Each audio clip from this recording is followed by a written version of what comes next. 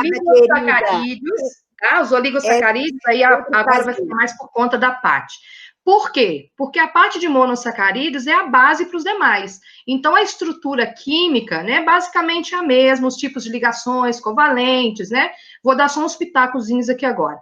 Os oligosacarídeos vai ser a parte intermediária, né? Então, são as moléculas orgânicas, mas um pouquinho maior. E aí, a Paty vai falar com vocês. Pois é, pessoal, é importante vocês terem essa primeira informação da Márcia. Por quê? Porque a gente não consegue comprar no supermercado uma glicose, uma frutose, uma galactose, que são importantes como função energética para a célula. Então, o que a gente faz? A gente compra um carboidrato maior. No caso dos oligosacarídeos, porque oligo significa mais que um, né? Ou seja, são todos aqueles açúcares que têm na sua composição de 2 a 10 carbonos, né? Na verdade, 2 a 10 monossacarídeos. Os principais que você encontra, que você pode digerir no intestino para ser quebrado em monossacarídeo, nós temos, então, a maltose, a sacarose, a lactose e a rafinose. O que é importante para a gente da biologia? A gente entender que quando você se alimenta de um cereal, quando ele é quebrado, ele é hidrolisado no intestino, que a Márcia vai falar sobre isso daqui a pouquinho, ele vai me dar 2 moléculas de glicose, certo? Que é a maltose, importante para me dar energia. Se você, por exemplo, come uma beterraba, ou você adiciona açúcar cristal, açúcar pérola no seu suco, esse açúcar é uma sacarose. Então, quando é quebrado no intestino, vai me dar glicose e frutose. O leite, pessoal, quem gosta de leite aí, ó, o leite tem açúcar. Então, o leite tem a lactose, que é um disacarídeo, formado de glicose mais galactose. E os animais, os ruminantes, né? Eles se alimentam de capim, das leguminosas. Vamos lembrar do professor Valdir, que fala muito de forragem, não é mesmo? Então, quando os animais se alimentam, os ruminantes, né, se alimentam do capim, eles retiram a rafinose também, que é um açúcar, é um trisacarídeo, porque isso é formado de glicose, frutose e galactose. Então, pessoal, todas essas fontes alimentares você pode adquirir no supermercado, o animal adquire no pasto. Para quê? Para ser quebrado no intestino por hidrólise e nos dar os monossacarídeos, que a Márcia colocou muito bem, que são, então, absorvidos, né, pelo sangue e são levados até a célula para fazer energia. Beleza? Ok, Marcinha? Só fazendo uma correção aí que nós comentamos aí de corrigir, eu esqueci, tá, pessoal? Ali na tabela onde está disacarídeo é oligosacarídeos, tá ok? Porque nós temos os di e temos o trisacarídeo ali embaixo, tá bom? Isso aí são algumas falhas técnicas. Mas eu vou deixar aí a Marcinha agora por conta de explicar para vocês o que é um processo de hidrólise e também, ao mesmo tempo, o que é uma ligação glicosídica. Porque observe aí no nosso... Só para a gente fechar. Eu tenho aí maltose, é um disacarídeo.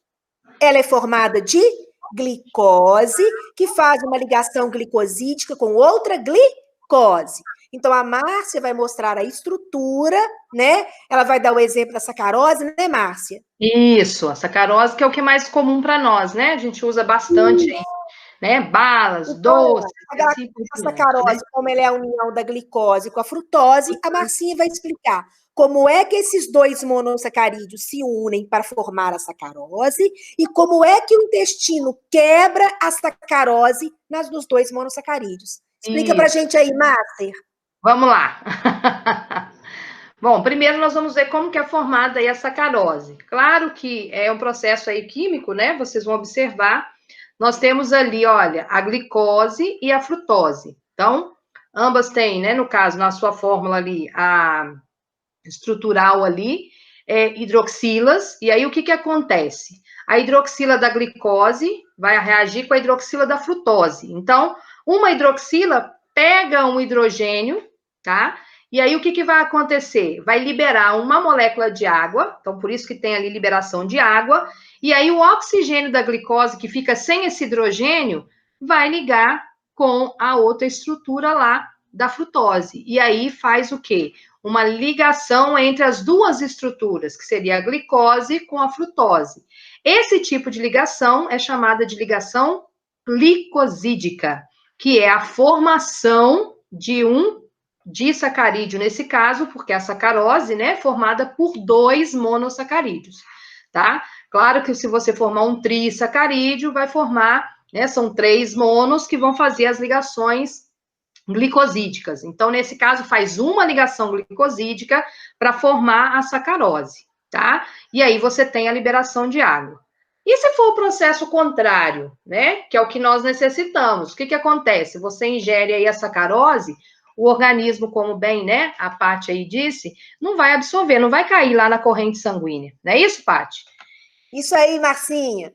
E aí, o que a gente precisa? Precisa de ocorrer uma reação. Essa reação é chamada de hidrólise. Como eu já disse lá atrás, né, tirando os monossacarídeos, que não precisam de sofrer nenhum tipo de alteração, né, ele já vai ser absorvido.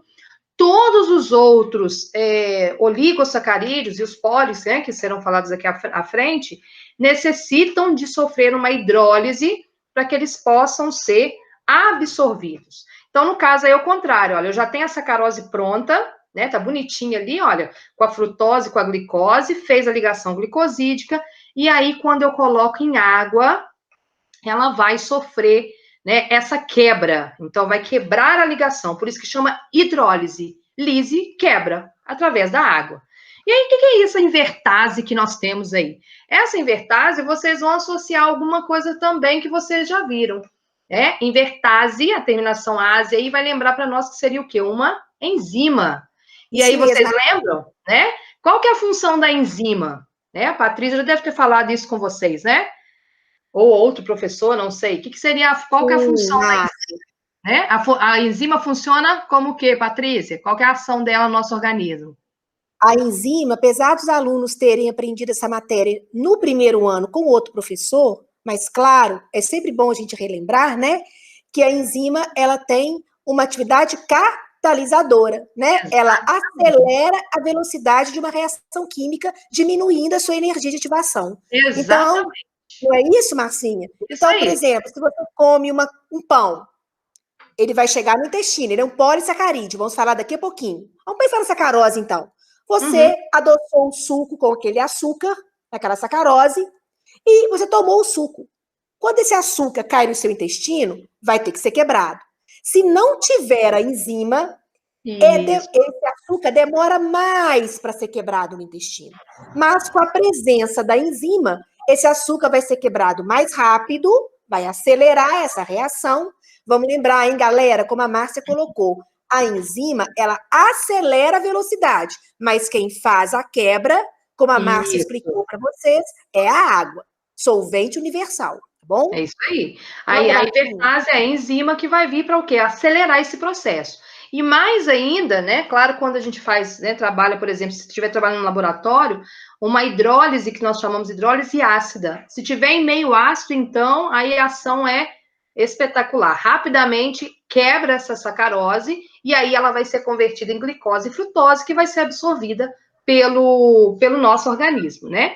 E aí eu só dou uma observação e chamo a atenção, né? Nesse caso aí dos oligosacarídeos, essa invertase, a gente chama ela, por que é invertase, né? Açúcar invertido.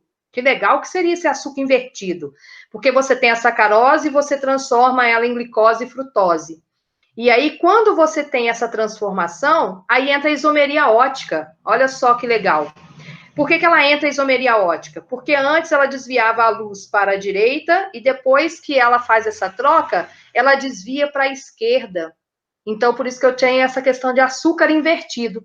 E aí, qual que é a necessidade ou qual que é a importância disso? Quando você tem esse açúcar invertido, ele é utilizado, né? Por exemplo, você tem essa inversão para fazer balas e doces, para ficar mais macio, para evitar com que produtos fiquem açucarados, né? Às vezes não faz aquele doce de leite, às vezes compra. Nossa, ele está todo açucarado. Então, quando você fala que contém açúcar invertido. Esse açúcar invertido vai me dar a ideia, né, vai me dar a dica, vai me situar que a possibilidade de açucarar é muito pequena, porque você inverteu, ou seja, a luz, ao invés de desviar para um lado, ela desvia do outro. Tá vendo como a isomeria ótica é importante? O desvio da luz. Então, você faz um teste e vê se o material está desviando para um lado ou para o outro. Quando inverte o posicionamento, nesse caso aí da açúcar, você tem o açúcar invertido. Então, tem vários produtos doces que você vê, se você ler o rótulo, vai estar escrito açúcar invertido. E o que é isso? É quando você faz essa conversão, né? Você usa a invertase, por isso que usa até a invertase, que no caso seria a sacarase aí, né? A enzima que vai acelerar o processo, tá? Só uma observaçãozinha aí. Muito boa, por sinal. Muito prática. Né? E aí a gente fecha, né, com os polissacarídeos. Aí aqui, né, a Patrícia vai dar alguns compostos que são essenciais, importantes, né, para o nosso organismo. E aí, por que a gente vai falar de polissacarídeos? Poli quer dizer muitos, então são muitos os monossacarídeos. Então são compostos enormes, nós podemos falar que são polímeros. Por quê? Porque é uma repetição de grupos, de pequenas partículas que vai fazer uma cadeia muito grande. Dessa forma, o que vai acontecer com os polissacarídeos? Na sua grande maioria, eles tornam-se insolúveis, porque são moléculas orgânicas, então tem muito carbono, e aí quando ele entra em contato com a água não consegue dissolvê-los. Claro, com algumas exceções, porque tem vários que têm grupos hidroxilas, então eles se hidratam muito. Mas, em sua grande maioria, as cadeias carbônicas enormes, né, porque são 20, imagina, 20 monossacarídeos, 20 glicoses, né, grudadinhas aí, ligadas fazendo as ligações glicosídicas, então a gente pode ter aí compostos menos solúveis do que os monossacarídeos. Vamos lá, Paty? Pois é, galera. Então, como a Márcia, pegando o gancho aí da Márcia, qual a importância dos polissacarídeos? Vamos falar de cada um. O primeiro polissacarídeo é o amido, ou também chamado de fécula, certo? Em alguns casos.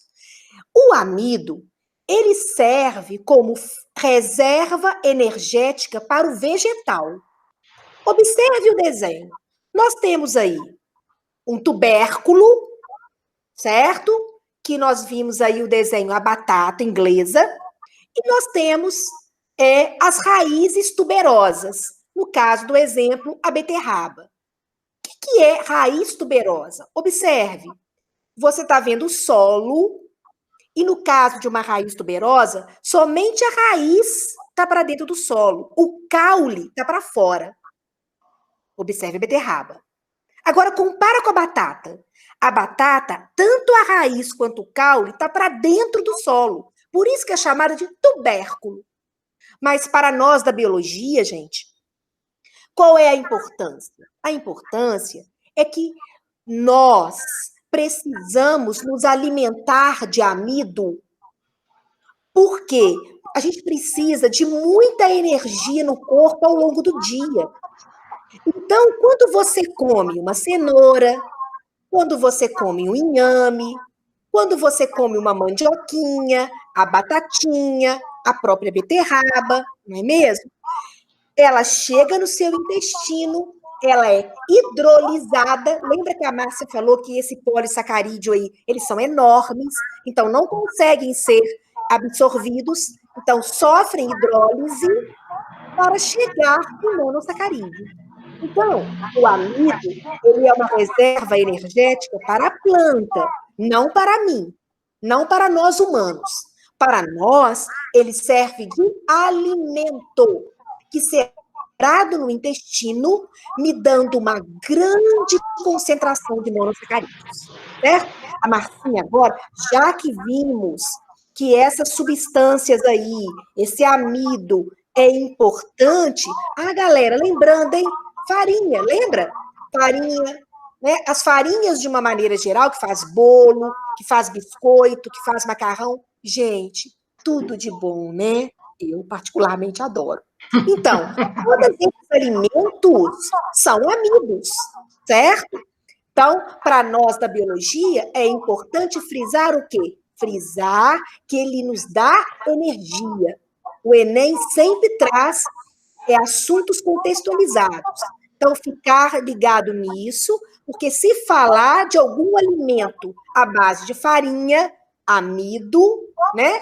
Nós já sabemos que é um polissacarídeo energético, certo? Vamos lá, Marcinha vai falar um pouquinho mais sobre a estrutura do amido. Olha só, como vocês observam, olha só, uma cadeia, o amido, né? Ele é constituído principalmente da amilose e amilopectina. Olha só quantos resíduos da glicopiranose, tá vendo? Olha o nome, glicopiranose, a glicose numa cadeia fechada, né? Que forma lá o pirano, então chama de piranose. Então, olha só quanto. Aí fala as pontes, ou seja, as ligações glicosídicas entre carbono 1 e 4, tá? Nas ramificações 1 e 4, por isso tem essas posições. Olha a amilopectina como que ela é extremamente ramificada. Olha o desenho, fica até bonito de ver, né? E isso confere o quê? Uma baixa solubilidade. Nesse caso do amido, ainda nem tanto, porque tem tantos grupos hidroxilas que consegue hidratar bastante. Né? Se você pega, por exemplo, aí o amido, né? A gente compra aí essas mais diversas marcas aí. Quando você vai fazer, às vezes, né? Engrossar, às vezes você está fazendo alguma receita, e às vezes você precisa ter um caldo um pouquinho mais grosso, né? Então, geralmente, usa um pouquinho de amido. Você mistura ele lá na água, lá, né? E se você deixar por um tempo, ele vai hidratando. Por quê? Sempre fica lá no fundo aquela quantidade, aquele resíduo, né? Por quê? Porque, embora ele tenha esses grupos aí hidroxilas, ele vai hidratar, né? Mas tem essa dificuldade aí para poder fazer essa solubilização total, porque a cadeia é muito grande, tem muito átomo de carbono, né? E olha só ali, só a ramificação, né? A quantidade de ramificações que tem ali, né? Alto peso molecular, massa molar é muito grande. Então, a água, coitada, custa dar conta, né? Então, nós temos ali a estrutura ali da amilose e da amilopectina. Quer acrescentar algo aí, Paty? Não, querida, tá maravilhoso. Mas, Márcia, apesar da gente ter o amido como reserva energética para a planta, né? Que são os tubérculos que vêm, passa o slide para a gente aí, para a gente falar do nosso. Isso. Isso. Então, olha lá, galera. Para nós, seres humanos e animais, né? Nós temos o glicogênio.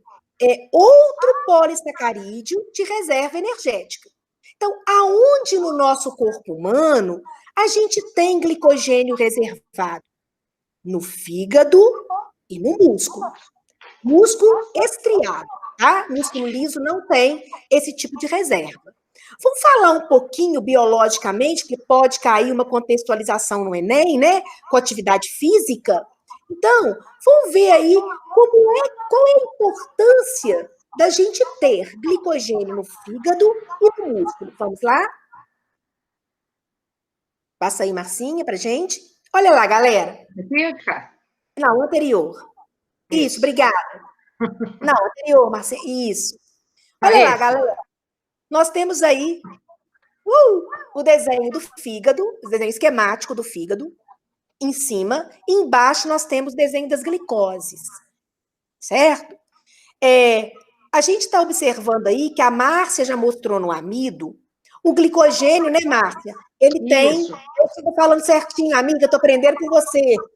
Coitada. Olha lá, nós temos uma molécula muito ramificada. Isso. Né? Cada desenho amarelinho daquele ali é uma glicose. Pensa bem a quantidade de glicose ramificada que a gente tem ali, né? A Márcia fala depois um pouquinho mais pra gente. Então, Patrícia, o glicogênio, então, ele tá lá dentro do fígado, certinho. Observe a seta que vai do fígado para a glicose. Essa seta chama glicogenólise. Lise, quebra. Ou seja, o fígado, ele pode ocorrer a quebra do glicogênio que está armazenado no fígado, dividindo, separando cada glicose para cair no sangue. E, em contrapartida também, se eu tenho um excesso de glicose no sangue, aquele caso, né, gente, quando a gente come demais carboidrato, sabe? Em vez de você comer só um pedacinho do bolo, você quer comer o bolo todo de uma vez só. Depois que você come, cai aquela quantidade de glicose no sangue e o que acontece? Ocorre um aumento da concentração de glicose no sangue. Eu falo que eu tenho uma hiperglicemia, porque glicemia significa concentração ideal de glicose no sangue. Quando eu tenho muita glicose no sangue, o que que o fígado faz? O fígado recebe esse excesso de glicose por um processo de glicogênese, olha lá a outra seta, e armazena esse excesso de glicose no fígado. Patrícia, qual que é a importância para a gente? A gente evita desenvolver a diabetes, não é mesmo? Não é isso? Quando o indivíduo está com excesso de glicose no sangue, uma hipoglicemia, ele pode, cronicamente, ao longo dos anos, comendo muito bolo ao mesmo tempo, todo dia, ele pode desenvolver uma diabetes tipo 2. Então, para evitar isso, o nosso fígado armazena. Olha que legal. Então, frisando, qual é a importância do glicogênio dentro do nosso fígado? Olha lá, que está em amarelinho para gente. Função de manter a glicemia entre as refeições diárias. Beleza? Então, galera, agradeça ao fígado por nos dar essa capacidade de armazenar glicose na forma de glicogênio e evitar uma diabetes. Não é isso, Márcia? Isso aí. Por isso que eu como meu bolinho. Tem que ser moderado. Né? Bom, também, Márcia, você quer falar alguma coisa aqui, apesar... Tá beleza? Não, aí tá ok. Só já mostrou a estrutura dele, né? Muito ramificada e o que precisa aí da parte biológica aí, né? Mas também, pula pra gente, Márcia. Nós também armazenamos, olha lá, glicogênio na célula muscular estriada. Aí, no caso, está mostrando a perna de um indivíduo fazendo uma musculação. Então, na perna eu tenho um músculo estriado esquelético, que é o músculo que está inserido ao osso, né, na perna, fazendo o movimento de contração muscular, né? Ou seja, através da contração muscular, você trabalha o músculo na musculação. Mas como é que a pessoa consegue ficar muito tempo fazendo essa atividade física? É porque ela tem armazenado na célula muscular da perna glicogênio. Então, toda vez que o indivíduo está fazendo um exercício físico, o músculo quebra o glicogênio que está armazenado ali, libera glicose, né? Vamos lembrar que esse glicogênio é uma série de glicoses unidas, e aí o músculo usa essa glicose do glicogênio para produzir ATP e poder fazer a contração muscular. Olha que legal, que importante a gente ver que o glicogênio que nós temos armazenado no nosso músculo, ele é utilizado nessa contração, nessa atividade biológica do músculo. Beleza? Entendido, galera? Marcinha, deu para você compreender? Tudo agora, sei tudo do glicogênio. Integração maravilhosa. Vamos passar? Vamos lá. Gente, glicogênio e amido são polissacarídeos de reserva energética. Agora nós vamos falar de um polissacarídeo que tem função estrutural. Vamos lembrar? O que é estrutural? Significa que ele faz parte de uma molécula maior. Então, aqui no caso, nós temos a celulose. Olha aí, está mostrando aí, né, Márcia? 3 moléculas de glicose, que eu já aprendi com a Márcia, essa conformação aí, não é? Márcia acabou de falar nos slides anteriores, quando ela estava falando do monossacarídeo. E você vê, gente, que a celulose aí são várias moléculas de glicose unidas. São muitas moléculas, por isso é um polissacarídeo, né? E qual que é a função da celulose? Formar a membrana celulósica da célula vegetal. Ou, falando a grosso modo, formar a parede celular da célula vegetal. Passa, Marcinha. Uma outra molécula também, um outro polissacarídeo, que também faz parte da parede celular da célula vegetal, é a hemicelulose. Olha lá, pessoal, quantos monossacarídeos estão formando essa hemicelulose? Xilose, glicose, galactose, fucose, né?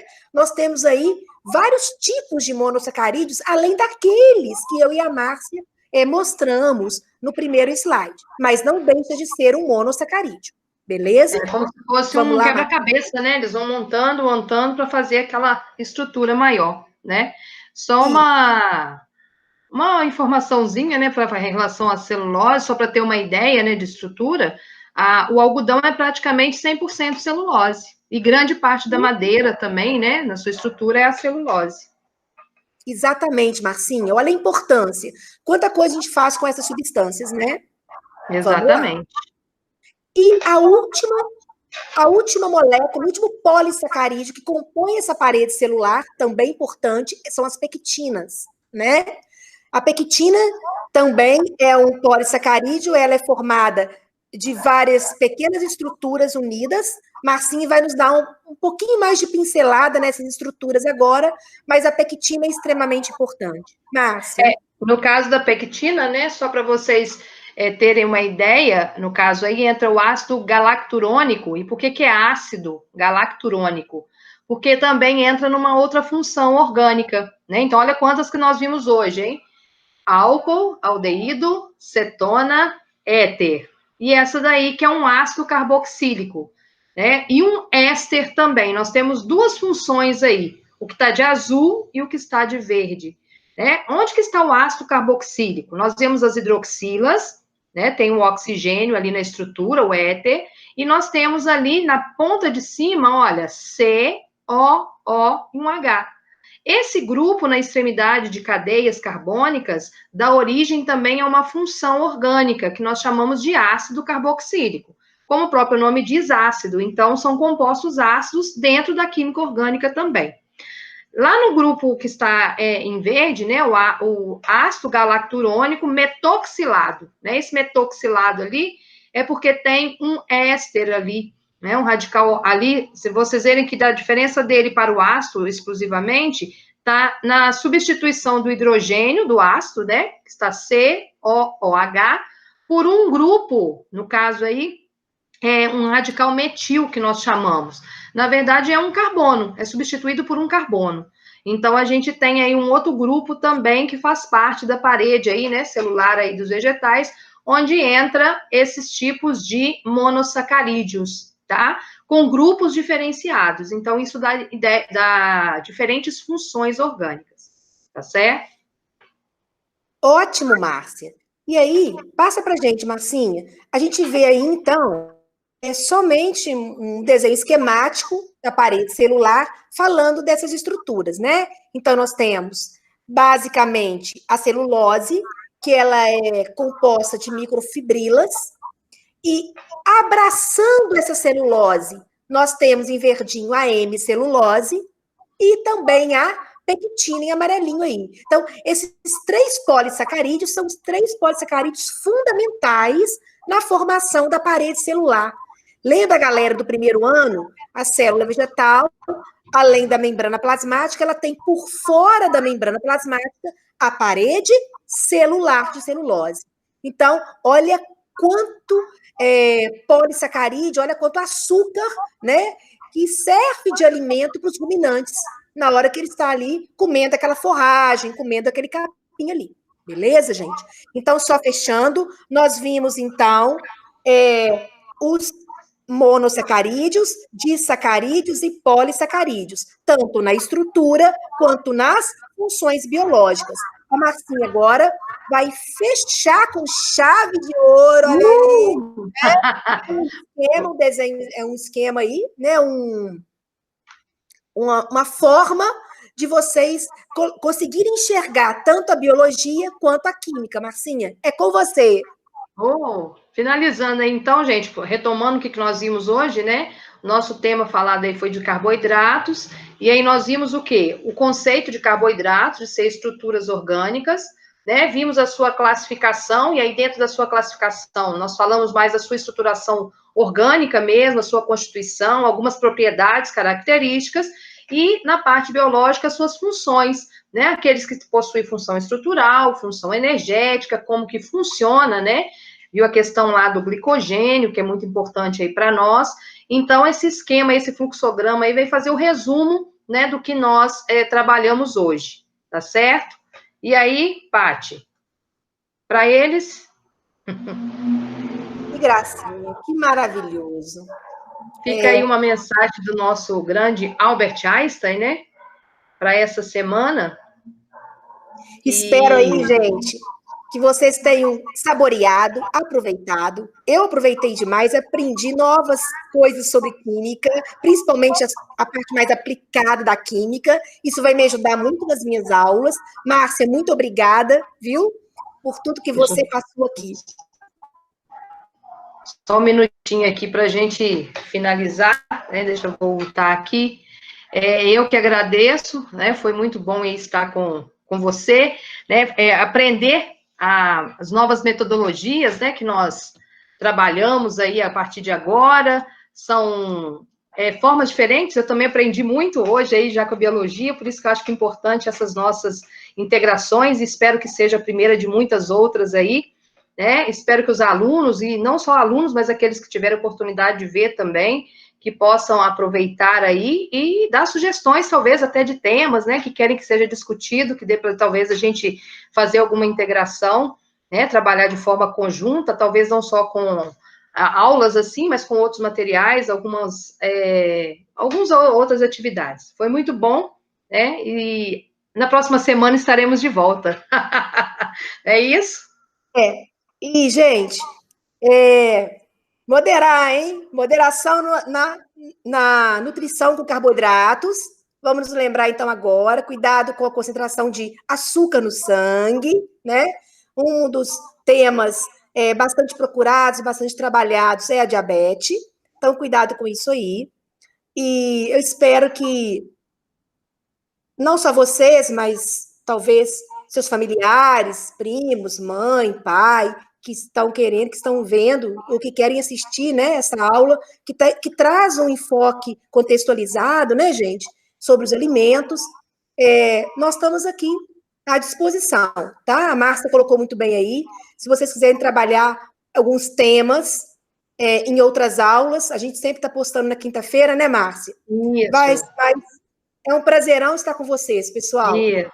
Muito obrigada. Mesmo. Isso. Fiquem bem, fiquem em casa. Tudo de bom para vocês. Nos vemos na semana que vem. Tá bom? Isso aí. Tchau, tchau. Um beijo. Tchau, tchau.